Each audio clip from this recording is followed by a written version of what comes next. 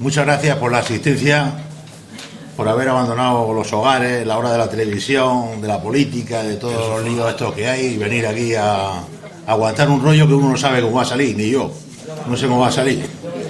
Y además no está aquí mi mujer para luego decirme, para echarme la falta, porque normalmente el asistente pues dice, oye, muy bien, tal, pero luego me coge mi mujer y empieza a decirme, tenías que haber dicho esto, tenías que haber puesto mejor cara, tenías que haber contado un chiste y tal, en fin, que no sé cómo va a salir.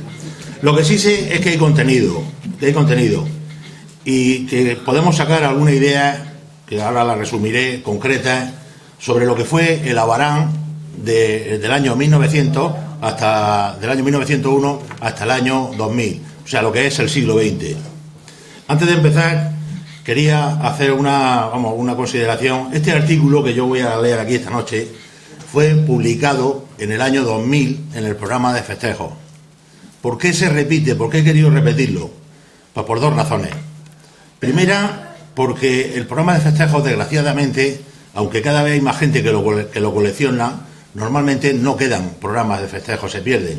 Entonces es una pena perder, por ejemplo, la fotografía, que es un documento gráfico, no es lo mismo que un texto, de los 34 alcaldes que tuvo Abarán en el siglo XX, cada uno de ellos la fotografía, pues no es lo mismo tenerlo en un libro, que se conserva mucho mejor y que no se tira normalmente, y tenerlo, o sea, conservarlo, para conservarlo. Esa es la primera razón. Y la segunda, porque había un error, por culpa del demonio, el primer alcalde que se puso en el programa de festejos está equivocado.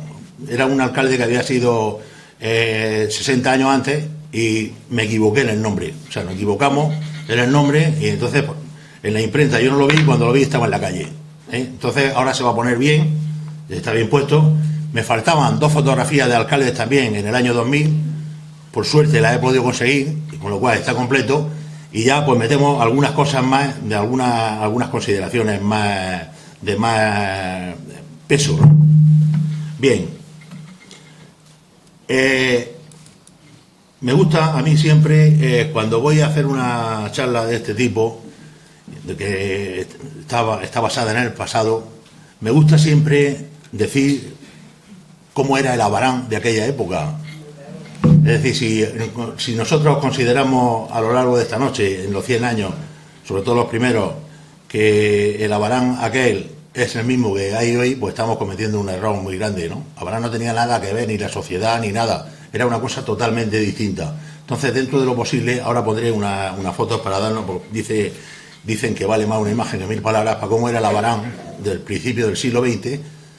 Y no voy a poner las del final del siglo XX, porque son las mismas de hoy. Eso las estamos viendo todos los días. Hay alguna por ahí que la veréis, que es lo mismo que vemos todos los días y que no hacen falta.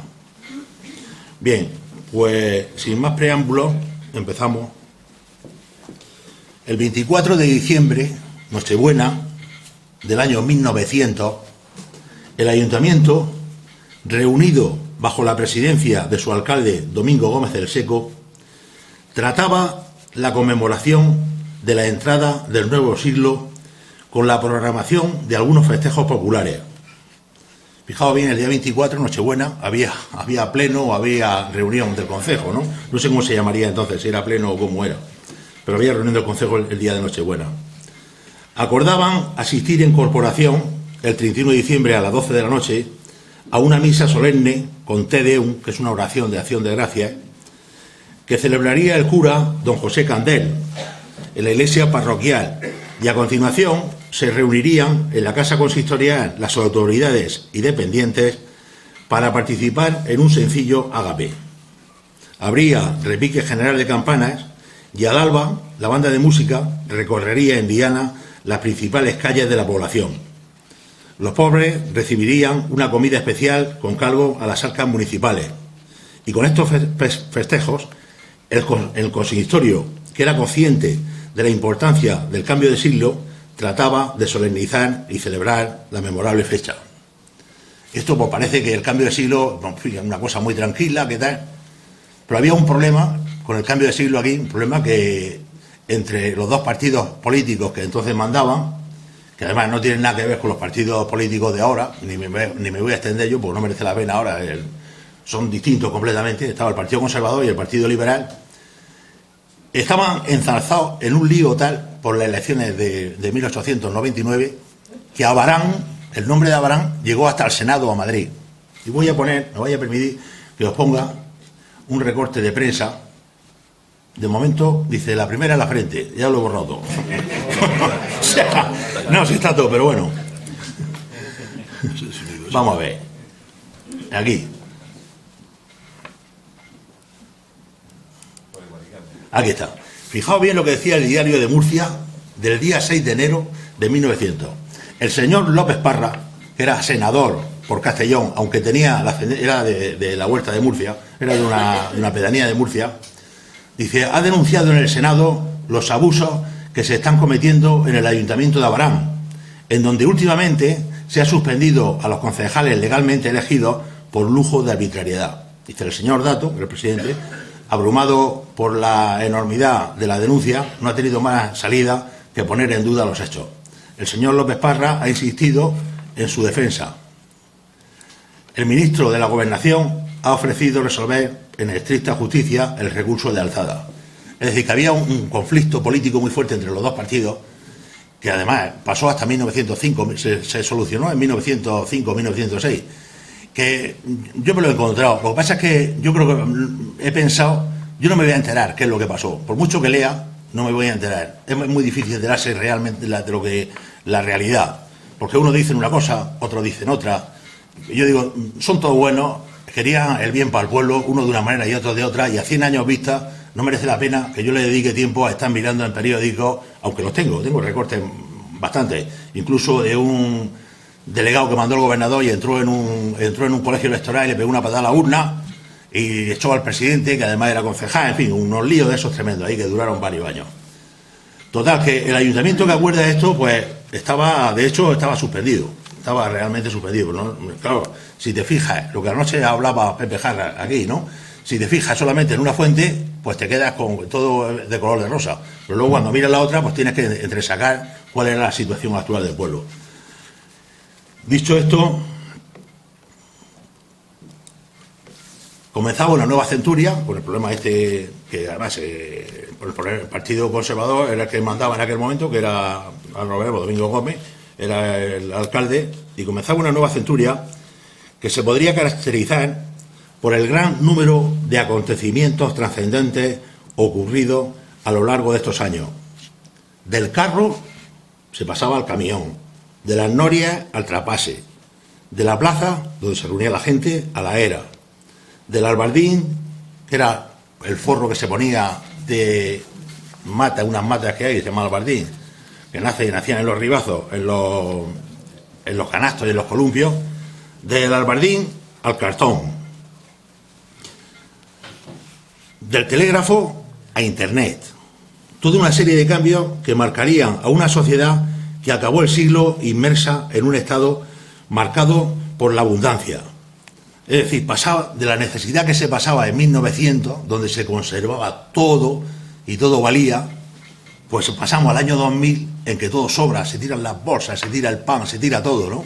Se pasaba de un pueblo en necesidad, pobre, a un pueblo superabundante. En cambio, tremendo.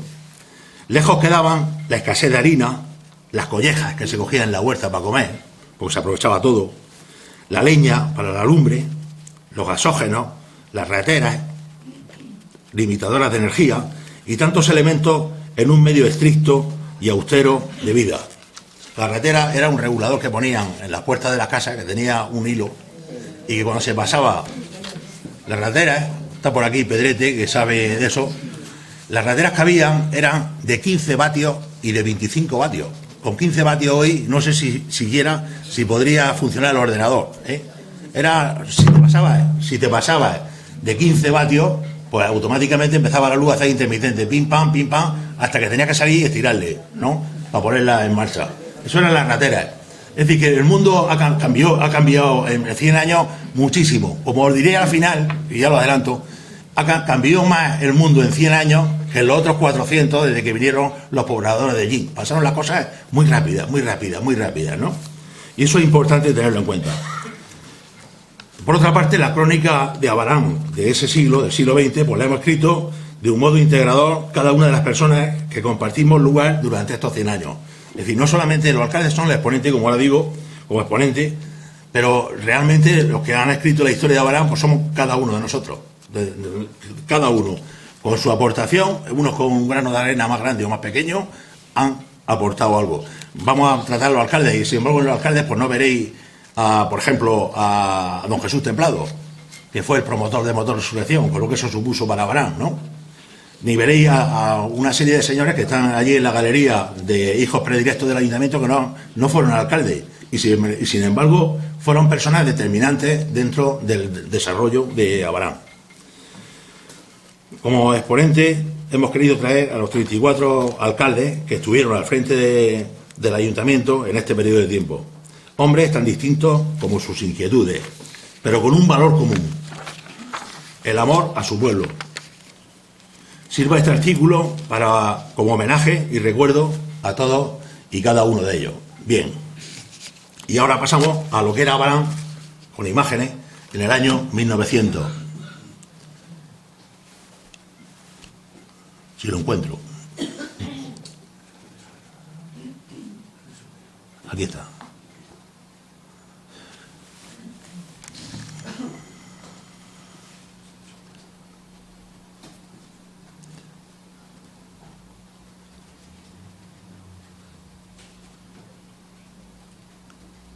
Mira, es el número 1. El número 1 es que yo lo tengo numerado en mi ordenador, pim pam, pero aquí el número 1, la número 1, y van ya seguidas.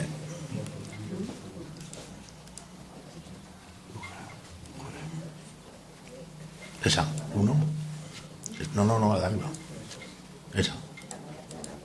Bueno, esa es una vista panorámica de Abarán, no es de 1900, debe de ser yo calculo que está hecha antes de 1910.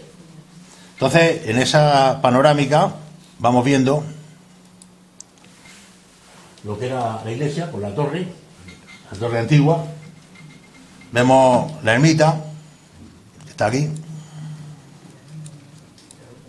La ermita vieja, se va viendo, sobre todo en el contorno de las casas, vemos los cabezos del fondo, que no tiene ninguna casa, absolutamente, es decir, que el pueblo está como si está en escalera, pero que apenas sube.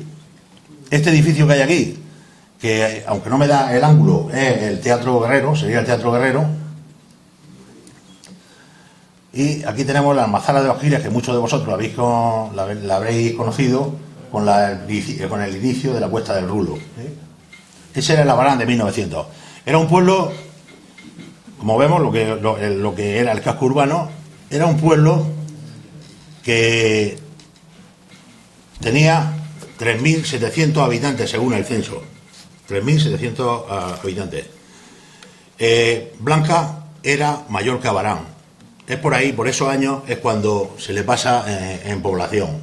Y me parece que un poco más tarde. Pero Blanca era un pueblo más importante que Abarán en población. Bien. Vamos a ver la número 2. Pero así no podemos estar. Me tienes que decir cómo se hace esto. La 2, claro. Es que van seguidas, pero aquí no están seguidas. Vamos a ponerlo como estaba, porque no van seguidas.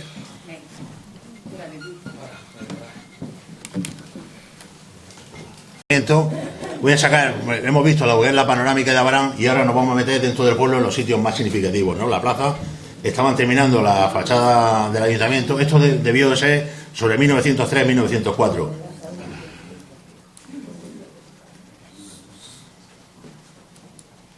Esa es la plaza, pero la vista opuesta, donde está la cafetería. Esta esquina que hay aquí es la cafetería de la plaza, la cafetería que hay en la plaza. Se puede ampliar. ¿Sí? ¿No ves cómo estaban esa casa? Ni siquiera lo que habíamos conocido nosotros como Acción Católica estaba ahí. Esta era la ermita, o sea, el muro de la ermita, para que se vea cómo estaba antes de hacer el muro.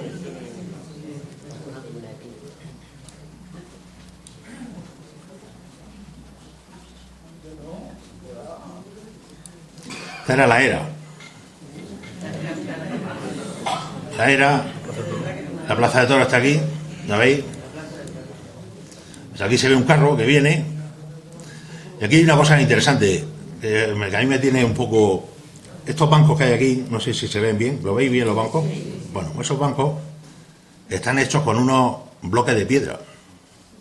Pero bloques enteros, no es obra, son bloques de piedra. Y estos bloques de piedra, que son sillares, que hay 6 o 7, he montado 7, estaban al final de la calle San Damián.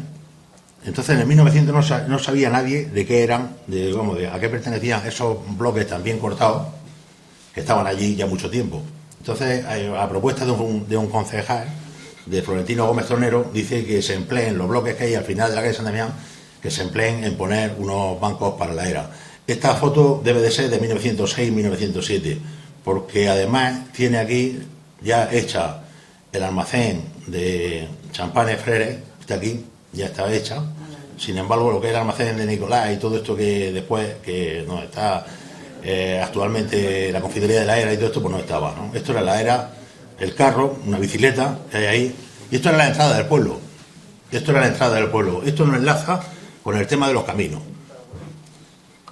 El tema de los caminos en Abarán habían 5 caminos.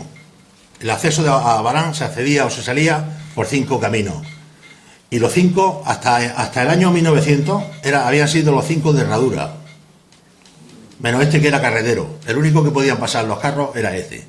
Con una limitación que ahora la veremos. Es decir, que para ir a Blanca... Bueno, esto es la era 50 años después, que no tiene nada que ver con lo que hemos visto. O sea, estos son de los años 60, de los años 60. Esto es la era ya después, no tiene, para comparar una cosa con otra, no tiene nada que ver con... Bueno, esto es el Abarán en el vuelo de Ruiz de Alda, en uno de los vuelos de Ruiz de Alda, me parece que es del 29 y del 30, comparado con el Abarán actual. Entonces vemos cómo Abarán lo que ha hecho ha sido expandirse a costa de comerse la huerta. En los años 70 se dio vía libre, hasta entonces la huerta había sido sagrada, era siempre escalando montañas, pero la huerta era el medio de vida y no se tocaba. Ya en los años 70, es cuando se construye el instituto de enseñanza media, el primer instituto, se entra allí y ya de ahí para adelante empieza a edificarse, con lo cual, fijaos bien, todo este trozo de aquí, pues, nos lo hemos comido. La cañada de los Morzaletes, que es donde estamos ahora mismo, aquí detrás, también lo hemos comido. Esta parte de aquí, es decir, que Abarán se ha expandido a costa de la huerta, ¿no? Esta es la expansión que ha tenido. De tal manera que de 3.700 habitantes que hemos dicho que tenía en 1900, en el año 2000 tenía casi 13.000. Bien es cierto que hay una población importante, que no sé cuántos habitantes son en la olla del campo, que fue consecuencia del motor resurrección, de la instalación del motor, de la gente que vino a trabajar para el motor resurrección. Bueno, aquí tenemos el camino del molino, que era el camino de Blanca, por aquí se iba, era el camino por donde se pasaba a Blanca, y este camino, por la otra parte, esto es interesante, subía, pasaba la escuela, el grupo escolar San Pablo, se metía por el barranco de arriba, salía a donde está ahora mismo el Sandy, donde termina el barranco, por la calle de San Pablo por detrás, y subía hasta la esquina donde estaba la casa de Monea, aquí arriba. Bien, entonces por ahí bajaba hacia el Molino Papel, que además muchos de vosotros habéis conocido ese tramo, tal cual, bajaba al Molino de Papel, y por el Molino de Papel, por las Canales, era el camino principal a Cieza. Es decir, que cualquier persona que venía de Cieza para ir a Blanca, o a Archena, por ejemplo, o a Ojó, o a Ricote de Cieza, o viceversa, pasaba por Abarán, llegaba a las Canales, pasaba por el Molino Papel, subía hasta ahí, hasta la puerta de Monea, por la cuesta esta del molino, subía, bajaba por el barranco a la escuela, y luego por la escuela se metía por este camino que llegaba hasta Blanca. Esto ocurría, esto ocurrió hasta 1900, precisamente hasta el periodo que estamos tratando. En el año 1900 se estaba construyendo la carretera de Blanca, que por cierto empezó muy mal, hubo 2 muertos, se cayó un pedrusco de 3 metros, ¿no? Y hubo 2 muertos al empezar las obras, empezó muy mal la carretera, pero bueno, luego se hizo esa carretera. Esa era una, he dicho que hay 5, o sea, son 2, la de Cieza, que va por las Canales, y que luego se pasaría al Campillo también en 1900, es cuando se continúa por el cementerio hacia arriba y se salta hacia la olla de Don García, se salta el monte ese que veréis que hay una trinchera donde está la casa de Loy de Solaje. Eso es nuevo relativamente, y por eso veréis que las casas, cuando paséis por ahí, veréis que las casas están en alto, porque las casas son anteriores al paso de la carretera. Esa también en 1900 se estaba haciendo, se estaba ensanchando. Tenemos ese camino de Cieza que venía por las Canales, el de Blanca, que salía por el camino del Molino. Luego tenemos el camino de la estación, que es el que iba a Valencia, iba a Jumilla. Ese que es el camino que todos conocemos, con una variante, es decir, salíamos ahora mismo por donde están los carlistas, por ahí, por donde salimos normalmente, pero al llegar donde está la rotonda del almacén de fruta Ester, no seguía recto, sino que se metía por dentro a buscar el camino de Murcia, que está detrás del almacén que era de Mortequiles. Era por ahí, ese era el camino viejo de Murcia. Y era el camino que luego se empleaba para ir a la estación, y que hay que pensar la cantidad de frutas que pasarían por ahí. Después tenemos el camino de Ricote, que había que cruzar el río. Entonces se cruzaba el río, como se podía, pues ya se hizo el puente a finales del siglo XIX, ya no había problemas. El camino pasaba por encima del motor, o sea, se metía por la Rambla de Benito, hacia el río, en vez de subir hacia el campo de Ricote, se iba hacia el río. Se pasaba por encima del motor del Triunfo, por una cuesta que hay, que aún está, se llama precisamente al motor, mucha gente le llama el motor de la cuesta de Ricote, ¿no? Y por ahí se iba hacia Blanca a coger la Rambla de la Tejera y salir hacia Ricote. Y ese mismo camino que salía hacia Ricote tenía en la Rambla de Benito, al llegar a la misma Rambla, si te ibas a la izquierda te ibas para Ricote, y si te ibas a la derecha te ibas a Caravaca, a Bullas, a Bullas, a Caravaca, Andalucía, es decir, era la salida hacia el sur. Esos eran los 5 caminos que había en Abará, y que todos eran de herradura, menos el carretero, que era el que salía, que además siempre tenía muchos problemas porque era un camino, como ahora veremos, con bastantes complicaciones. ¿Veis? Aquí las curvas, es que la carretera de ahora no tiene nada que ver con lo que era la carretera cuando se trazó. La carretera se metía por aquí, luego daba una curva, luego se metía casi en la explanada que hay detrás de donde está la gasolinera, también estaba ahí la carretera haciendo curvas, bajaba haciendo una cantidad de curvas que ahora no están. ¿Por qué? Esto también es una cosa que os quiero hacer notar. Porque el acceso a Abarán es muy complicado. Si os dais cuenta, os metís por una cañada aquí entre 2 montes y es el único hueco que queda para poder bajar al valle. Cuando vengáis de Murcia o vayáis en un coche o algo, daos cuenta lo que hace la carretera. Cuando pasa de la rotonda de Fruta Este hacia abajo, lo que tiene que hacer la carretera para bajar abajo, que ahora lo vemos muy fácil, y ahora va uno mirando se cree que esto, esto tiene su intríngulis. Y bueno, más abajo se complica más, porque fíjate que se entra por una cornisa. Esto es una cornisa. Esto era un monte, un cortado completamente, en el que a base de barreno y de piedra viva, y no digo que en las casas estas es que tapan, pero esto llegaba hasta la iglesia. Este cortado, esto llegaba hasta la iglesia. De tal manera que hay un alcalde que dice, que para ensanchar el camino, dice que le dice a los vecinos que vayan a hacer piedra ahí, que en vez de irse a otros sitios, que vayan ahí a hacer piedra. El ayuntamiento que no va a cobrar nada ni nada de esto, que hagan piedra ahí para que vayan ensanchando. Incluso hay algunas noticias de carros que han caído por ahí, han habido accidentes, están en las actas capitulares del ayuntamiento, carros que han caído por ahí. Es decir, que el acceso a Abarán, si os dais cuenta, es un acceso bastante al valle, es complicado, es un acceso complicado. Aquí tengo la otra, del mismo sitio. Esto era el medio de locomoción que había, eran los carros, y he puesto lo de los carros y he puesto lo de las comunicaciones, porque como ahora veremos, esto eran las gentes, cómo vestían la gente, pero esto es la tenía que haber quitado, lo pensaba incluso quitarlo, lo que pasa no me da cuenta, porque con lo que tenemos aquí alrededor nos podemos dar perfecta cuenta de cómo era la gente de 1900. Toda esta gente que hay aquí, todas estas fotos están hechas entre el año 1900 y 1930. O sea, no hay el primer tercio del siglo XX. Se ve cómo vivía la gente, cómo vestía, ¿no? La gente que se ponía el velo, que llevaba el velo eterno, es decir, que en el momento que se moría el marido, se quedaba viuda, llevaba el velo ya para toda la vida. O se le moría un hijo, tenía alguna desgracia en la familia, se ponía el velo y ya era una cosa para siempre. Bueno, esta es la foto que he puesto, que esta no tiene lugar, esta no la veremos. Bien. Y yo quería hacer, vamos aquí, una consideración, que es la siguiente.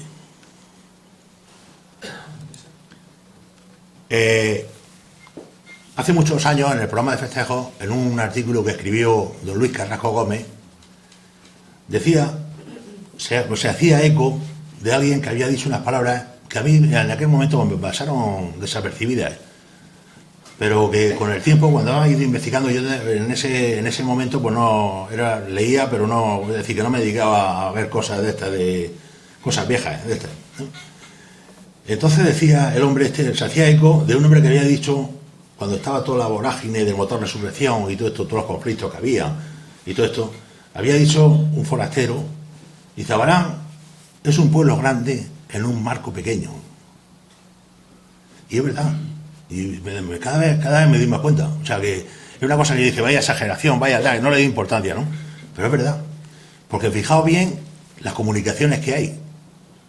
Las comunicaciones que hay. Pero es que con esas comunicaciones, Abarán, no ya en el siglo XX, en 1900, Abarán en 1860, en el siglo XIX, manda a la Exposición Universal de París cajas de naranjas y de frutas de aquí, de limones, para que vean cómo son los frutos del valle. Es decir, que es un pueblo abierto, que es grande, es decir, que se engrandece, no por las dimensiones ni por las comunicaciones. De tal manera, tengo aquí también otro. El tema, hemos visto las comunicaciones que hay, la física, la de los caballos, la de los burros, la de las mulas. Pero aquí tenemos, en 1901, el tráfico telegráfico que hay. Y os explico cómo funcionaba esto, porque la otra noche salió aquí con Pepe Gil una cosa que fue interesante, lo de las claves. El tráfico era el siguiente: la línea de telégrafo pasaba por Cieza. ¿Por qué pasaba por Cieza? Porque iba por la vía del tren. Iba, cuando había una avería, poder arreglarla rápidamente, iba por el lado del tren, entonces pasaba por Cieza. Y entonces, desde Cieza hasta el ayuntamiento de Abarán, había una línea telefónica. El telegrama llegaba en código Morse, llegaba a Cieza. Y entonces ponían a Abarán, al ayuntamiento, ponían un telefonema. Quiere decir, un telefonema era que allí leían lo que decía en Morse y aquí un amanuense copiaba lo que estaba diciendo y se lo llevaba al destinatario del ayuntamiento.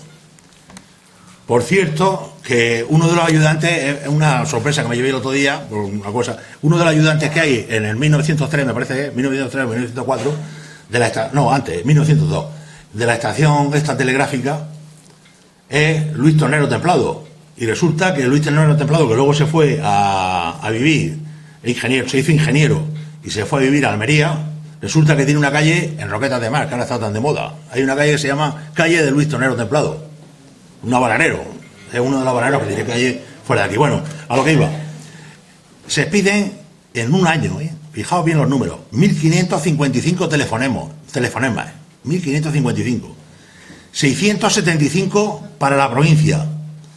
511 para el resto de la nación y 369 para el extranjero. 1901, cuando aquí hay un camino carretero que ya hemos visto que apenas pueden salir naranjas. Es decir, que todo esto no había conserva, estaba incipiente la conserva y esto se refiere a la exportación de naranjas sobre todo. Pero hay que ver el tráfico que había con unas comunicaciones físicas tan pequeñas, como además lo que hacen es pedir a instancia de Florentino Gómez, solicitan al Ministerio de la Gobernación la instalación de una estación telegráfica intermedia y la creación de administración de correos autorizada para la imposición de valores. Dice y argumenta los movimientos de telefonema habidos que se distribuyen del siguiente modo.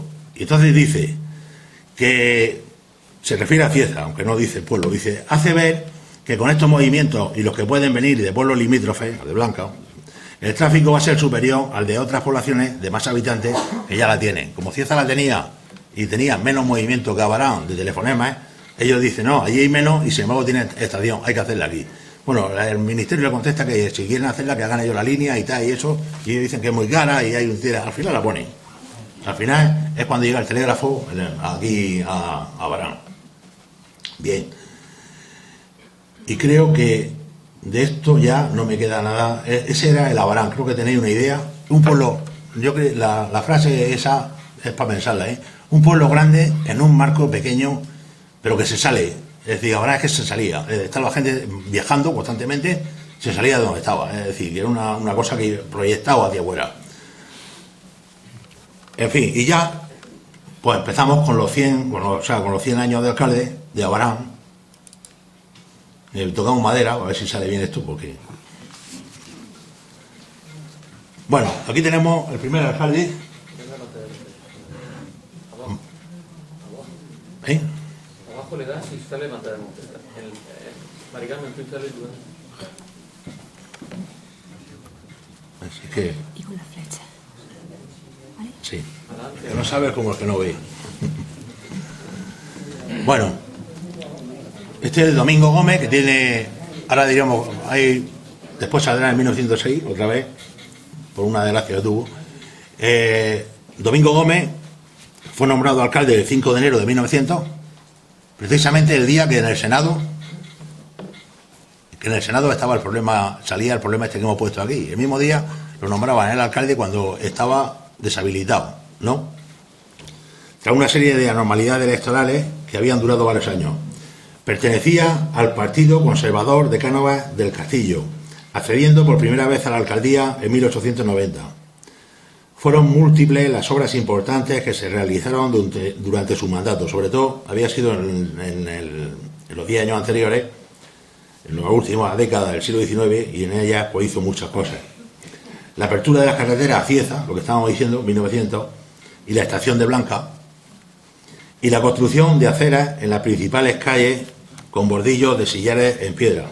No sé si os acordáis que antes los sillares que había en las baldosas eran de piedra, no eran de cemento, ¿no?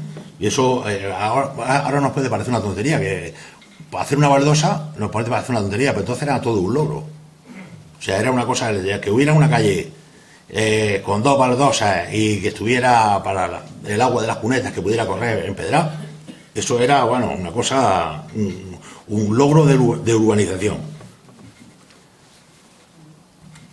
El siguiente alcalde es José Templado Fernández. José Templado Fernández era del partido opuesto, del Partido Liberal de Sagasta.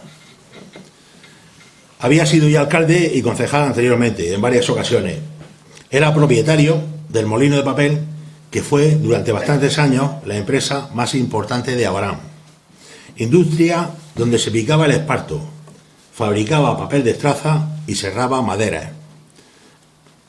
El molino de papel era un complejo industrial, necesario además, el primer complejo industrial de Abarán. José Templado Fernández se lo compró a una familia, que la tengo yo en investigación, me parece que es de Cieza, pero la tengo en investigación, por eso estoy mirando yo eso, que era Galindo, por eso alguno habréis oído que la acequia por ahí se llama la acequia de Galindo, la Cieca Galindo, ¿no? Compró el molino, pero compró el molino de papel como fábrica de papel.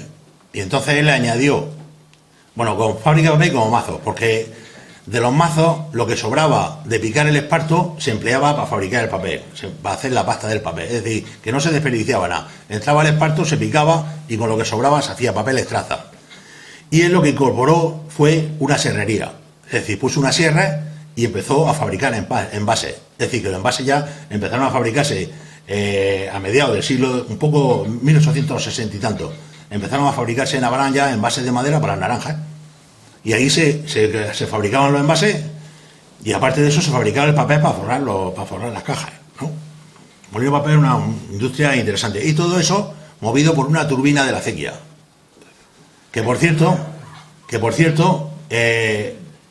como el alcalde es el presidente de la acequia principal, cuando José Templado Fernández estaba en la oposición, lo que hacía el otro alcalde era quitarle agua a la acequia.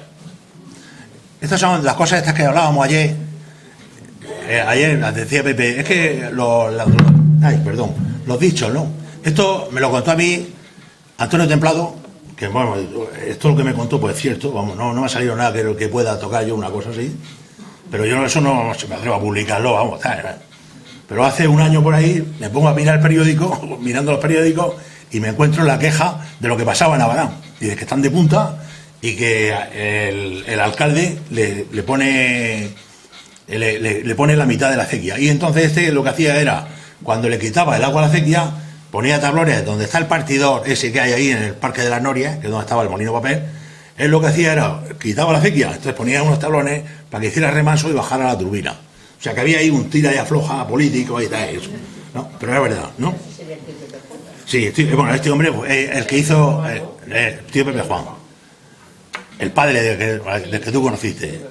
Este hizo el Teatro Carrero, hizo la Plaza de Toros de Madera, que se instalaba en la Plaza Vieja, un personaje, una cosa, además, salió de la nada prácticamente, ¿no? El siguiente es don Antonio Castaño Gómez, de Cachucha. Este era, muy bien diciendo los nombres así, este era el padre de la Amalia Cachucha, ¿eh?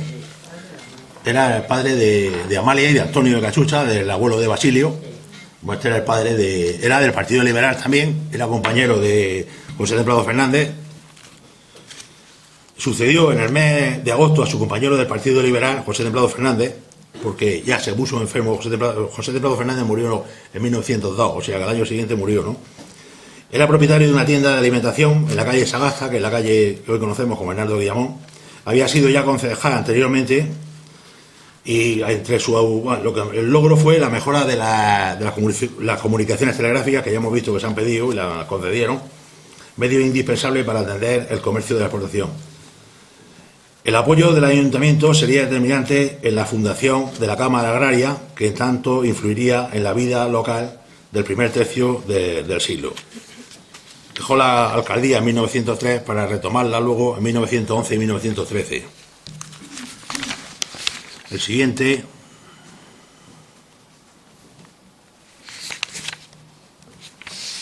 Cayetano Gómez Palazón. Accede a la alcaldía en una crisis abierta por la suspensión de su antecesor el 20 de agosto, es decir, que el problema seguía. 1903 seguía, el problema de las elecciones seguía. Y hay un problema, dependía también del gobernador que había, si era del Partido Liberal o era del Partido Conservador. Bueno, eso es un lío. Y yo es una cosa que he leído bastante, pero digo, mira, esto lo voy a dejar, pues no voy a perder tiempo en estas cosas. Al final no me voy a enterar. Y voy a estar aquí leyendo, intentando sonsacar y todo eso, no me voy a enterar. Y ahí está. Si alguien quiere y se anima, ya le digo que ahí tiene una derivada para poder investigar. Permaneció en el cargo poco más de 2 meses. En noviembre se celebraban otra vez elecciones y salía un nuevo alcalde que tomaría posesión con el nuevo año siguiente. Antes, en septiembre, se recibía la suspensión del presidente y sí, con lo que estamos diciendo, el lío político. El siguiente es Fernando Gómez Martínez. Fernando Gómez Martínez. Tiene una calle también dedicada, que es la calle Fernando Gómez. La calle de los Secanos se llamaba.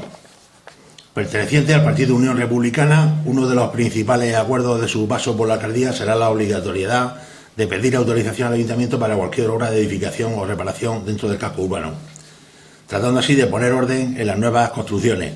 Aquello era un desmadre y entonces pues él dijo, no, aquí hay que seguir líneas y hay que seguir. En 1909 se abrió la primera casa cuartel de la Guardia Civil en nuestro pueblo. La feria se trasladó definitivamente de la plaza, donde se celebraba, a la ermita, y se proyectó la construcción de unas escuelas por primera vez graduadas en la era, sobre el solar del viejo cementerio. Eso ya lo hablamos anoche, que el cementerio se quitó y entonces lo que se hizo fue, querían hacer ahí una escuela que llevaron a tener un muro. Ya habló Pepe anoche de esto y no voy a... Se llegó incluso a levantar un muro de casi 1 metro de cimiento. Luego se vendieron y con eso se pagó supuestamente parte del grupo escolar San Pablo.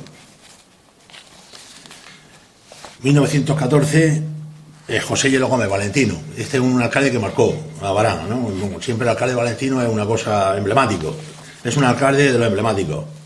Además, este es un tío que sorprende porque tanto los amigos de partido como los enemigos de partido hablan muy bien de él. En Cieza, los enemigos hablan muy bien. Dicen, ha llegado Valentino, y Valentino, aunque sea del partido opuesto, consideramos que su nombre es intachable, ¿no? Un artículo muy bien escrito. Es uno de los alcaldes de mayor trascendencia en el siglo XX. Perteneció al Partido Conservador, lo que no impidió el reconocimiento público de sus adversarios políticos. Estuvo al frente del ayuntamiento en 2 periodos, 1914-15 y 1921-23. En el primero de ellos hubo de afrontar las consecuencias de la guerra mundial en las exportaciones y la resistencia por parte de la administración a la ampliación de la zona regable que afectaba sobre todo a la instalación del motor resurrección, problemas que supo resolver con acierto determinante. Es decir, aquí, como Abarán tenía un ingreso muy fuerte, como hemos visto, por el movimiento que había de la exportación, cuando llega la Primera Guerra Mundial, resulta que cae, que no hay ventas. Entonces, aquí se crea un conflicto que tiene que salir hasta el ayuntamiento avalando a los exportadores que había, porque estaban fritos completamente. ¿Sí? O sea, es un periodo... No, o sea, Valentino es un alcalde que actúa muy bien y que nada más tiene problemas. Lo que más tiene son problemas. Luego llega el momento que están poniendo el motor de resurrección y entonces sale una orden diciendo que hay que acotar la tierra regable y que no se sale nadie un palmo de los mojones. Entonces, cuando viene la mojonada, ya eso es el mito que dicen, ¿no? La frase de cuando viene el señor Arévalo a mojonar las tierras y le dice, perdón, usted me tiene a mí que garantizar la entrada. Y dice, la entrada sí, pero la entrada al pueblo. Y dice, sí, las entradas sí, pero la salida no. O sea que... Perdón. Bueno, estamos hablando de José Hielo Gómez. Luego llega en el 21-23, que es cuando se pone en marcha la primera agua del río Segura, con la red de aguas potables, que no son potables, no se pueden beber, es decir, que se llevan a las casas las aguas. El siguiente es Antonio Carrasco Gómez, tu abuelo, pues terminado. Pertenecía al Partido Conservador, siguió la línea de su antecesor, que se mantuvo como primer teniente, y el ayuntamiento tuvo que hacerse cargo de los gastos de extinción de una plaga de langosta que vino, que destruía los cultivos agrícolas. O sea, es que ahora una plaga llega y dice, bueno, pues si llega, aquí esto más que bien vivimos. No, es que entonces te llegaba una plaga y te arruinaba el pueblo y te hacía pasar hambre, vamos. Una plaga de langosta, porque lo pelaba todo, ¿no?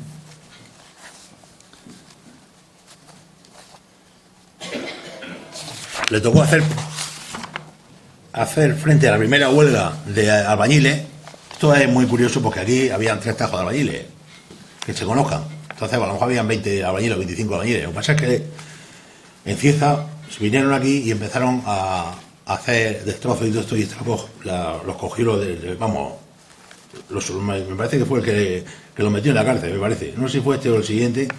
O sea, aquí venían, pero en plan malhechor, no venían a manifestarse. La huelga entonces no tenía derecho de manifestación, era no trabajar. Y eso, pues bueno, pasaba. Pero ya cuando vinieron estos de Cieza y empezaron a armar barullo por el pueblo, pues el tío cogió y por el camino en medio dice, aquí no se arma nada de esto. Bueno, ahora volverá a salir esto. Es que hay 2 alcaldes que están con la huelga, que tienen el mismo problema. Joaquín Martínez García, comerciante acaudalado que regresó de Cuba. Es otro abaraneros en Cuba. Eso sería un tema para que algún investigador de estos que empiece ahora con fuerza, que abaraneros en Cuba. Comerciante acaudalado, es decir, que venía de Cuba bien puesto. Siguió manteniendo como primer teniente de alcalde a José Hielo Gómez de Valentino. Y era una época, como la de ahora, de sequía, en la que escaseaba la harina, por lo que el concejo tuvo que recabar autorización del gobernador para que permitiera traer este producto de primera necesidad de otros lugares. Para cubrir el déficit municipal se gravarían los productos agrícolas que fueran comercializados, como el esparto, frutas en fresco y conservas. Este también tuvo una epidemia de gripe que le complicó el periodo de mando. Joaquín Martínez Gómez, industrial del esparto, vocal asociado del ayuntamiento cuando el 1 de octubre fue nombrado primer alcalde de la dictadura del general Primo de Rivera. Amparándose en la nueva situación política, el cura párroco le pidió ayuda al ayuntamiento para traer a 2 misioneros con el fin de fomentar la moralidad pública, que estaba por los suelos, según creían ellos. Se autorizó a sacar piedra del cabezo del aquí estaba, en el cabezo del portichuelo y obtener línea para el ensanche de la entrada de la población. Es decir, se autorizó que la gente que quisiera pudiera sacar piedra para poder ensanchar el cabezo y hacer más grande la entrada.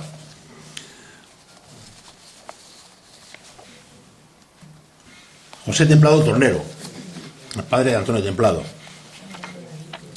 Era vocal asociado del ayuntamiento también en la dictadura de Primo de Rivera. Fue nombrado primer alcalde de la dictadura amparándose en la nueva situación política. Me he pasado de línea. Se hace cargo de la alcaldía el 1 de abril, sustituyendo a Joaquín Martínez Gómez. Pertenecía al partido Unión Patriótica y presidía la Unión Cabaranera. Este es un partido nuevo. Proyectó e inició las obras de la red de alcantarillado. Comenzó el amojonamiento de los montes comunales. Participó de un modo determinante en la construcción del Teatro Cervantes, cuyo proyecto encargó a uno de los arquitectos de más prestigio de Murcia, José Antonio Rodríguez. Y tuvo la suerte de inaugurar la primera central telefónica de Abarán. Ya los teléfonos no eran en el ayuntamiento, sino que cada uno podía tener en su casa su teléfono, hablando con el rey Alfonso XIII en primera conferencia. Se puso la instalación que todos parte de nosotros hemos conocido, en la calle Doctor Molina. Jesús Gómez Gómez, este era el padre de Pepe de la Muricia. Primer teniente de alcalde con José Templado y compañero de partido, le sucedió en el cargo durante un año. En este periodo se adquirió un solar en el Pago de los Secanos para la construcción del asilo de ancianos. Anteriormente habían vendido la casa que compraron Valencino para atender a los necesitados y se había adquirido un solar en la Erica Domingo. Ahora el ayuntamiento decidía que el edificio se instalara donde más tarde se levantaría la residencia de Santa Teresa. José Templado Sánchez, este es Pepe Juan, pero el hijo, Pepe Juan. Industrial de la madera, además del molino de papel que había heredado de su padre, construyó el molino de la Fuente Benito para moler cereales y picar esparto. Hombre más religioso que político, era un integrista, buscaba la integración entre las distintas formaciones partidistas. Permaneció poco tiempo al frente de la alcaldía, de enero a marzo, por lo que no hay constancia de proyectos municipales de mayor o menor envergadura. Es el hombre, el alcalde que más vivió fue José Templado Sánchez, que murió a los 102 años, el año 52. Este era un hombre, se llamaba integrista porque lo que trataba era de, entre los partidos políticos, poner paz. Pertenecía a una clase de, había una clase de hombres en Abarán, se llamaban los hombres buenos, que eran los que participaban, eran gente de prestigio, ya mayor, ya marcados, que no tenían conflictos con nadie, y que intervenían, por ejemplo, en los repartimientos de la herencia, en las desavenencias conyugales, era gente de paz, ¿no? Llamaban hombres buenos, que luego en el Consejo de Aguas de Murcia hay un consejo de hombres buenos que no tiene nada que ver con esto. Esto era gente que había de prestigio, la buscaba cuando tenía un conflicto con un vecino, por un linde, por algo, pues para que mediara y hiciera las cosas más fáciles, ¿no? Jesús Gómez Gómez, ya lo hemos visto. Luis Carrasco Gómez, abogado de profesión. Este es un hombre autodidacta, pero antes que abogado fue maestro. Primero, y además, siendo abogado y llegando a unas cotas de poder bastante aceptables, él nunca renegó de la profesión de maestro, ¿no? Dice, abogado de profesión, literato de afición, accedía a la alcaldía el 19 de marzo. Le tocó vivir el 14 de abril de 1931 el cambio de régimen de monarquía a república. Tras la guerra civil fue delegado del Ministerio de Trabajo en Alicante y presidente de la Diputación Provincial de Murcia. Ostentando este segundo cargo, se abrió la carretera que por Corona enlaza con la de Blanca a Ojós. La carretera que hay a la parte allá del río, que va a Corona, esa se hizo en su tiempo. Adrián García Molina, propietario de una confitería y dedicado en cuerpo y alma a su mayor afición, la música. Cofundador de la compañía de zarzuela Los Amigos del Arte, donde tuvo su cuna la afición al teatro lírico que ha llegado hasta nuestros días. Pertenecía al Partido Socialista y accedía a la alcaldía el 8 de julio. La principal inquietud en su paso por el ayuntamiento fue la enseñanza. En este sentido llevó a cabo numerosas gestiones hasta en Madrid para la construcción de unas escuelas graduadas. Es el único alcalde que dimitió. El único alcalde que ha entregado la dimisión y dijo, no sigo de alcalde, fue en toda la historia de los 100 años. Yo sé, lo que consiguió con todos los viajes a Madrid fue que levantaran en el solar del cementerio que hemos visto en la era, que levantaran los cimientos 1 metro. Pero ahí se estancaron, ya veréis, empezó la guerra y ya no se pudo seguir. Entonces después de la guerra se hizo el grupo de San Pablo. Fausto Tornero Templado, representante y comisionista de comercio. Accedió a la alcaldía por dimisión de su antecesor, Adrián García, en el mes de julio. Le tocó estar al frente de la alcaldía en un periodo difícil por las turbulencias sociales que se produjeron y que llevaron al gobierno de la República a declarar el estado de guerra. Su actuación en este periodo le hizo acreedor a una medalla que le fue concedida por el Ministerio de la Gobernación. El ayuntamiento que presidía condenó unánimemente los acontecimientos. Esto ya no era la huelga de arte, esto ya era mucho más serio, ¿no? Emilio Sánchez Gómez, 1935. Comerciante de frutas, perteneciente al Partido Radical de Alejandro Lerroux. Llegó a la alcaldía, es decir, a los de En Marcha, a los del periódico En Marcha. Llegó a la alcaldía el 16 de diciembre. Había accedido al ayuntamiento como concejal en la proclamación de la República. Siendo teniente de alcalde, presidió el ayuntamiento por dimisión no aceptada de Adrián García. En los pocos meses que estuvo como alcalde apenas pudo acometer acción alguna, tanto por la inminente celebración de elecciones de 1936 como por el ambiente enrarecido que había en el ayuntamiento. Ahora ya empieza un periodo en que esto ya los alcaldes no pueden hacer nada. Es decir, aquí se tienen que dejar de llevar e incluso algunos de ellos es una carga bastante onerosa, ¿no? Jesús Carrasco Martínez, 1936, perteneciente al Partido Socialista, accede a la alcaldía el 22 de febrero. Líder indiscutible de la clase obrera de Abarán, intenta dar un nuevo impulso revolucionario al ayuntamiento. El estado de guerra que se declara a partir de julio condiciona totalmente su gestión al frente del consistorio. Sus proyectos apenas quedan iniciados. Durante la guerra, para paliar en lo posible el paro, se construye el muro más alto de la ermita en la parte oeste con fondos que aporta Nicolás Gómez a instancia de la alcaldía. Pero hay una paradoja. En el periodo de guerra, cuando más complicación hay, resulta que se acomete la obra más importante que se había hecho hasta entonces, que era levantar el muro de la ermita, el que da a la parte de la Sierra del Oro, la balconada de la ermita, se levanta ese muro. Ese muro es una obsesión que tiene, porque en el año 32 viene Indalecio Prieto haciendo una visita por aquí y entonces lo suben a la ermita y queda extasiado con el tema de la huerta que se veía abajo, en fin, la vista que había ahí. Y entonces él que lo acompañaba se mete en la cabeza que allí hay que hacer un muro y lo consigue. ¿Sí? Lo consigue.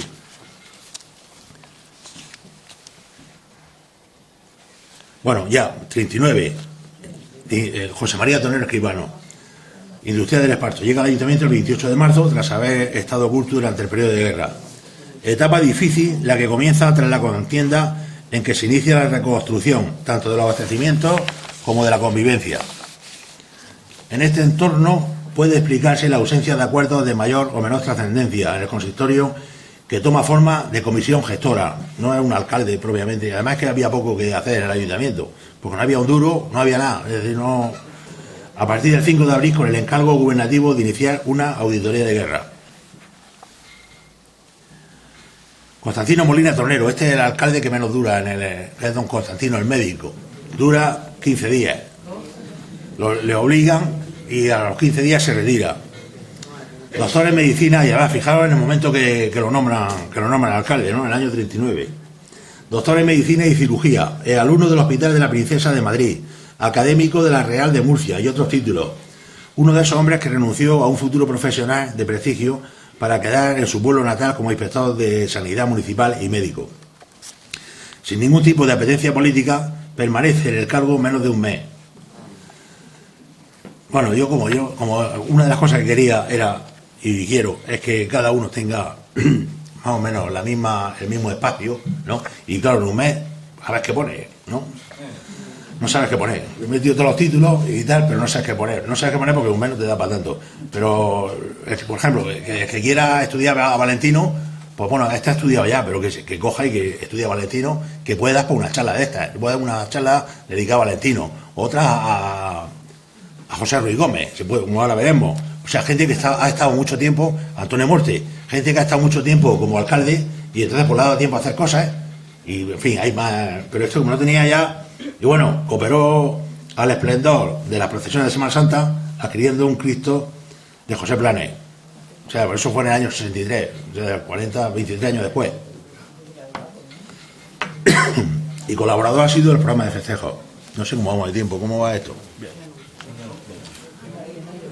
Bueno, que la cosa es que no quería nadie ser alcalde, porque además, en contra de lo que se dice, de lo que se cree, la disciplina estaba, es decir, en Murcia había un poder, aún en el año 39, que era mixto, militar, civil, y entonces la gente que venía, la gente que se hacía cargo de la alcaldía, tenía mucho miedo de hacerse cargo, no quería nadie hacerse cargo de la alcaldía. Entre otras cosas porque lo que temían, lo que le inculcaban y lo que le estaban diciendo constantemente es que no quería que hubiera en los pueblos tomar la justicia por su cuenta, ni ningún tipo de represalias, ni nada de eso. Esos son los oficios que están viniendo y que hacen que la gente se esté remisa, de tal manera que tiene que venir Daniel Villalobos, el padre de Andrés Villalobos, el marido de mi prima Juanita, que era el comandante de puesto de la Guardia Civil. Lo tienen que nombrar alcalde porque no hay nadie que quiera ser alcalde, ¿no?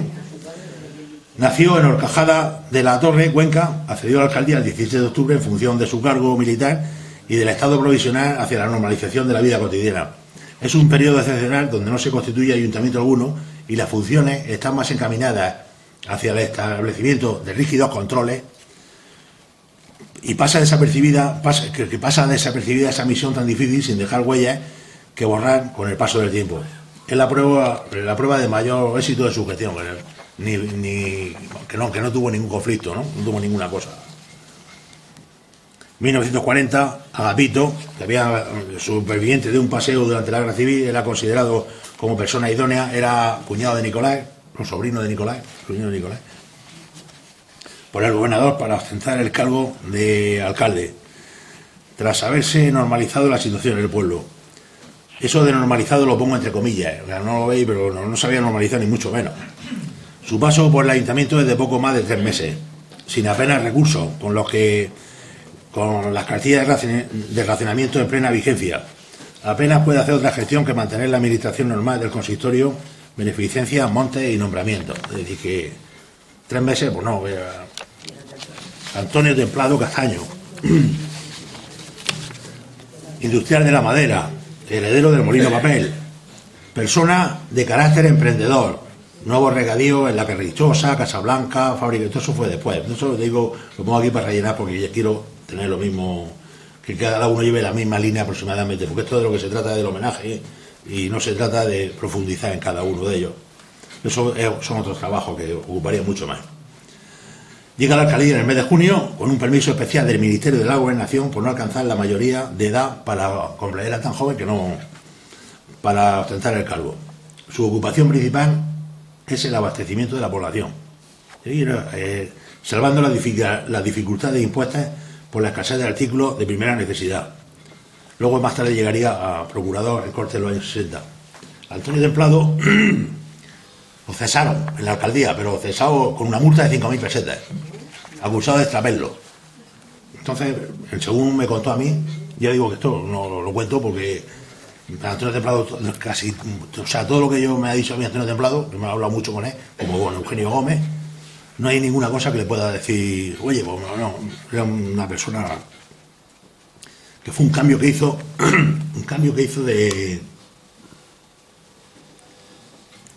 de aceite por harina. Aquí sobraba aceite y faltaba harina. Y la mala suerte que pillaron el camión. Y el camionero le dijo, el alcalde de Abraham me ha mandado. Y el alcalde de Abraham lo llamó el gobernador y le dijo, esto es extraperlo, tiene 5.000 pesetas de multa, que entonces 5.000 pesetas eran tal y humo, O sea, en 1941 tuvo 3 años al frente de esto. Bueno, el camión ese no era el primero, dice que lo habían hecho un montón de veces, pero que tuvo la mala suerte, me parece que fue en Férez, pues por ahí, cerca de Férez o Socopo, algún sitio de eso, donde menos esperaban ellos que estuviera la Guardia Civil, ¡pam!, le paró, tal, y el camión dijo, me mandó el alcalde de Abraham. Bueno, tal, tengo el nombre, tal, y claro, el alcalde duró eso. El siguiente, Luis, cotizando algunos puestos vacantes. Convoca la plaza de secretario de dedicación exclusiva que desde hacía años venía simultaneando el titular de Blanca, el secretario de aquí era el de Blanca. Se encarga el escultor Federico Castellanos de Valencia de la imagen que hay actualmente de San Pablo. para sustituir a la que se había sido destruida. Antonio Tornero, Ginés de Gamboa. No sé por qué se llama Ginés. Lo miro a Jolosita porque es familia suya. Es que se le decía Ginés de Gamboa y me aparece como Ginés de Gamboa, ¿no? Y me vi yo negro para sacar quién era Antonio Tornero, ¿no? Agricultor conocido como Ginés de Gamboa, familiar de don Luis Carrasco Gómez, que en esos momentos estaba en la Diputación y lo puso de alcalde porque ya digo que no era el primero que llegaba y le ofrecía, no te ponía la excusa de que estaba muy ocupado, de que no tenía tiempo, no. Concejal en las anteriores corporaciones, sustituyendo a José Ruiz Gómez en una de ellas, el nombrado alcalde en el mes de septiembre, y su estancia en la alcaldía sería de poco menos de un año. Esto es interesante, lo que voy a decir, ¿eh? Además lo he puesto a propósito. Mandando en el año 44, mandando a Antonio Tornero, el Ginés de Gamboa, se instala el nuevo reloj de la torre, de la iglesia, fabricado por José Blasco de Roqueta de Mar. Y para su mantenimiento, el ayuntamiento, que es el que mantiene el reloj, y el responsable del reloj, eso lo pueden ver en la acta capitular del año 44, está en el ayuntamiento. Se nombra relojero a don José Gómez Carrillo, parece que está por ahí Antonio de la Paita, ¿no? A tu tío José, que el otro día le pregunté yo el nombre porque no sabía si estaba bien tomado, ¿eh? Nombran relojero para darle cuerda y le asignan una gratificación que no sé si costará, yo no la he visto, pero él tenía gratificación, ¿eh? O sea que el reloj de la iglesia, la responsabilidad de que no suene y todo eso es más del ayuntamiento que de la iglesia, ¿eh? Bueno, eso es una anécdota, que no se lo tome nadie. Fausto Tornero Gómez, representante de comercio y comisionista. Había sido concejal en las anteriores corporaciones. En el periodo que estuvo al frente de la alcaldía se asfaltaron las calles principales de la población. El ayuntamiento concedió 22.000 pesetas para la reconstrucción de la plaza de toros. En la parte de ya empieza a moverse el ayuntamiento. Se cancela el préstamo que el ayuntamiento había pedido en 1929 para hacer frente a las obras de las aguas potables y alcantarillado.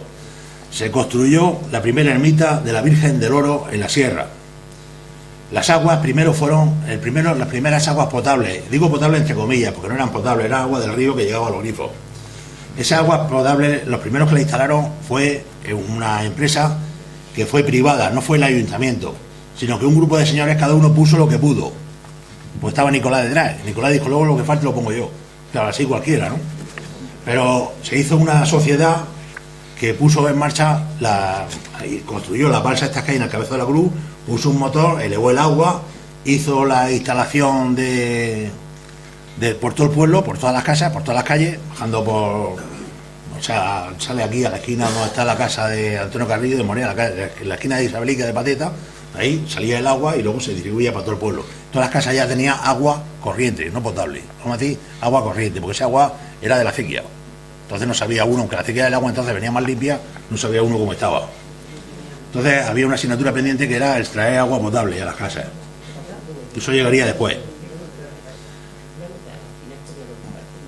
Entonces lo que hace es que el ayuntamiento, el préstamo este lo hace para comprar, a la sociedad esta, le compra la instalación de las aguas potables. Se la compra y con el dinero que le da el ayuntamiento lo asignan para construir el asilo, la residencia de Santa Teresa. Ay, me he saltado uno.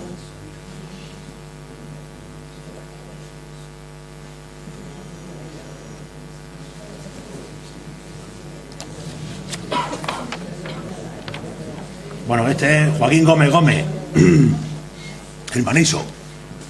Hombre emprendedor, agricultor, comerciante de frutas, primer distribuidor de gasolina y propietario de una fábrica de hielo. Era un hombre que se metía en todos los charcos que veía y salía bien, ¿no?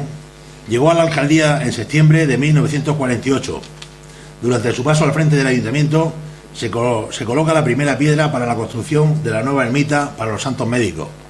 Embellece el acceso del paseo con una escalera y baranda de piedra que han desaparecido, de piedra maciza. No sé si os acordáis vosotros que había una barandilla allí al subir a la ermita que era de unos sillares de piedra muy gruesos. Eso fue en su tiempo. gestiona el mobiliario para el grupo escolar que se había inaugurado y no se había puesto en funcionamiento por falta del equipamiento. Ese es Joaquín. Ángel Tornero Escribano, el 51, industrial del Esparto, accedió a la alcaldía el 2 de julio con el juramento. Y claro, es que ¿cómo se puso el acceso? Con el juramento de defender los intereses morales y materiales del municipio. Había que jurar que se defendían los intereses morales y materiales del municipio. El ayuntamiento solicita a la Dirección General de Telecomunicaciones una subvención para construir un edificio que albergue a las oficinas de correo y telégrafo, que eso no se llegó a hacer. Ayuda económica que nunca llegará. Se cede gratuitamente el puente a la Diputación, pero le pone una condición, que tienen 3 meses para hacer la obra de reparación, si no, no vale la cesión. Aquí le he puesto 2. Este es José María Diamante. José María Gómez Martínez Gómez, está mal en la foto. Es Martínez Gómez, José María Martínez Gómez. Sí. José María Martínez Gómez. Ojo que esto es interesante, lo que estamos hablando. Farmacéutico con el título obtenido en Cuba, que no llegó a ejercer profesionalmente. Se casó con Claudia, hija de Nicolás Gómez, dedicó su vida a la gestión patrimonial de su mujer, ¿no? Accedió a la alcaldía en 3 ocasiones, en 1924 por unos días, en 1931 por unos meses y en 1952 por un año. Hombre sin ningún tipo de ambición política, sobrellevará la presidencia del ayuntamiento más como una carga que como una distinción.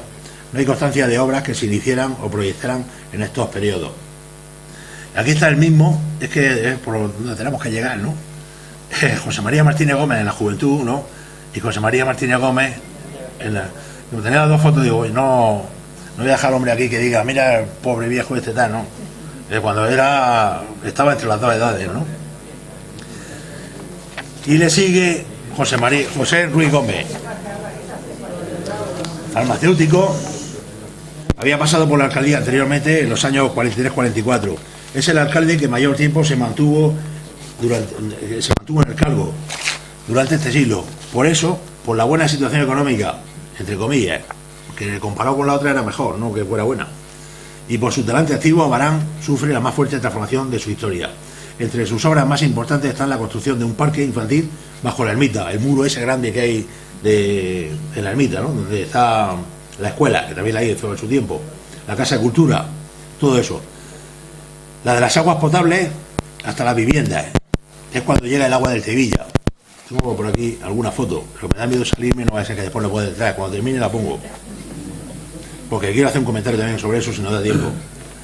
El de las aguas potables hasta la vivienda, el asfaltado de la totalidad de las calles, y recibe en 1960 el primer premio de embellecimiento de los pueblos de la provincia de Murcia.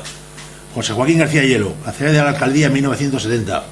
Durante su estancia al frente del ayuntamiento se produjo el cambio del régimen de Franco al actual constitucional. Fueron tiempos de incertidumbre que apenas tuvieron proyección preocupante en Abarán. Cabe destacar de este alcalde su participación determinante en la ampliación del regadío, tanto en el campo, rompiendo el monopolio del motor Resurrección, como en la Sierra del Oro. Posteriormente ostentaría el cargo de presidente del Sindicato Central de Regantes del Acueducto Tajo Segura. Antonio Muerte Juliá, pues otro montón de tiempo. Antonio Muerte Juliá o José Ruiz Gómez, pues se podría hacer una charla completa, 1 hora hablando de ello, pero no es esa la función de este trabajo. Ahí es dejar reseña de todo y dejar una más o menos equilibrada, ¿no? Exportador de frutas, fue alcalde en 3 ocasiones, 1969-70, 6 meses, luego en el 79-91 y 92-95. Pertenece a la segunda etapa de mandato del Partido Unión de Centro Democrático y es el primer alcalde elegido directamente por sufragio universal. El nuevo puente sobre el Segura, la plaza de abastos convertida en local multiuso, el polideportivo, son algunas de las numerosas obras que podríamos enumerar. Inicia el apoyo del ayuntamiento a grupos culturales independientes. María Modesta Morte Nicolás, primera mujer en la historia que accede a la alcaldía de Abarán, perteneciente al partido Alianza Popular. Llega a presidir el ayuntamiento mediante un pacto con el alcalde anterior, Antonio Muerte Juliá, de Unión Democrática Independiente, se llamaba entonces, y además tío suyo. El acuerdo divide el mandato en 2 periodos, 1 año para la alcaldesa y 3 años para el anterior alcalde. Sin tiempo ni circunstancias favorables, tiene que limitarse a la gestión estricta del ayuntamiento, lo cual hace con diligencia y discretamente. Estamos llegando. Don Jesús Molina Izquierdo, creo que está por ahí. No. Este es el primer periodo, accede en 1995, profesor de enseñanza general básica perteneciente al Partido Popular, llega a la alcaldía propuesto por su antecesor, Antonio Muerte Juliá. Un periodo envuelto en la polémica sobre la conveniencia de una nueva plaza de toros y su ubicación en la Era o en la Solana. Se inicia la restauración del Teatro Cervantes e inaugura un nuevo parque aprovechando el funcionamiento de la Noria Grande en las Canales y un nuevo centro de salud, entre otras obras de mayor o menor importancia.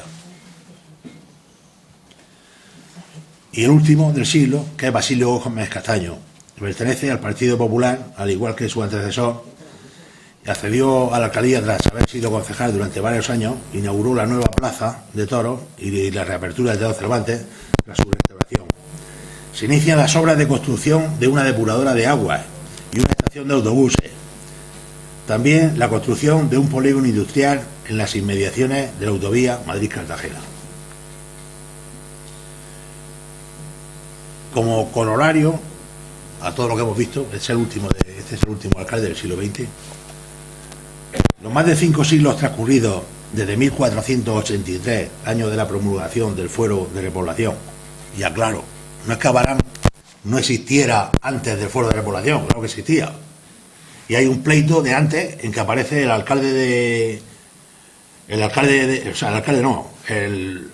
sé cómo se llama, es que era un aljama lo que había aquí, eran musulmanes, un aljama, no me acuerdo cómo se llama, el jefe del aljama no me acuerdo ahora mismo cómo se llama. El jefe del aljama aparece en un deslinde que hay en la Rambla del Moro con el concejo y el alcalde de Cieza por unos ganados que se pasaban de Abarán. Se dice que decían en Cieza que se pasaban a su tierra, es decir, que existía el ayuntamiento, existía como aljama, ¿no? Pero anteriormente, yo digo, tomando lo que tenemos historia, así que podamos controlar. Antes había historia, no va a ser que alguien me diga, oye, que al salir, oye, que como me pasa algunas veces, que antes de 1483 también existía Abarán, ya lo sé, desde 1281 por lo menos existe. Pero bueno, que yo tomo de los últimos 5 siglos hasta el año 2000, en que acaba que es lo que trata este artículo, el siglo XX abarca un periodo en el que más acontecimientos trascendentes han ocurrido. Es como si Abarán comenzara lentamente su andadura y fuera acelerándola moderadamente hasta mediados del siglo XIX. Y entonces, a partir de mediados del siglo XIX, cuando pasa el tren, cuando se ve 1864, que es cuando pasa el tren ya la línea férrea Madrid-Cartagena, a partir de entonces Abarán se dispara. No va acelerado, es que se dispara, ¿eh? Entonces hay hechos muy importantes a lo largo de la segunda mitad del siglo XIX y sobre todo en el siglo XX.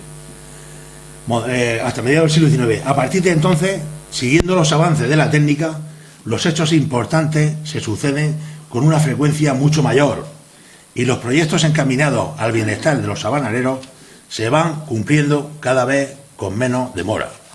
De hecho, ahora hay que marearse en qué es lo que hay que hacer. Uno va a presentarse a ver qué obra voy a hacer, me refiero a la obra más que a otra cosa, ¿no? ¿Qué es lo que tiene que estar buscando? Incluso tenemos algunas obras que no se han empleado, pienso en el aparcamiento, en cosas que se han hecho. Es decir, que hay un contraste noche-día entre lo que era el Abarán de 1900 y lo que es el Abarán del año 2000 y el final del siglo XX. Pues nada, muchas gracias. Yo quería hacer una aclaración antes, que se me ha pasado, que es el tema que ocupa a todos los alcaldes del siglo XX. Hay un tema que es, se puede decir, maniático, es llevar el agua potable a las casas y poner el alcantarillado. Eso es lo que... Y empieza en el año 1900 a empezar, incluso hacen una mina de 300 metros, nada menos, una mina de 300 metros que la hacen en varios tramos, en la Sierra de la Vila, para traerse el agua aquí a Abarán. Después piensan en la Fuente Benito, después piensan otra vez en la Sierra de la Vila, luego al final en la Fuente Benito y al final se traen las aguas de la Fuente Benito. Y hasta eso le toca inaugurarlo, a pesar de toda la trayectoria que tiene esa agua, pues es una depuradora. Se hace una depuradora y ya se mete el agua del río depurada a las casas, ya se puede medio beber. Y luego ya llega el agua del Tevilla, se hace la nueva depuradora y ya es lo que tenemos hoy. Pero ese y el alcantarillado son la preocupación constante de todos los alcaldes del siglo XX, hasta que se consigue, vamos.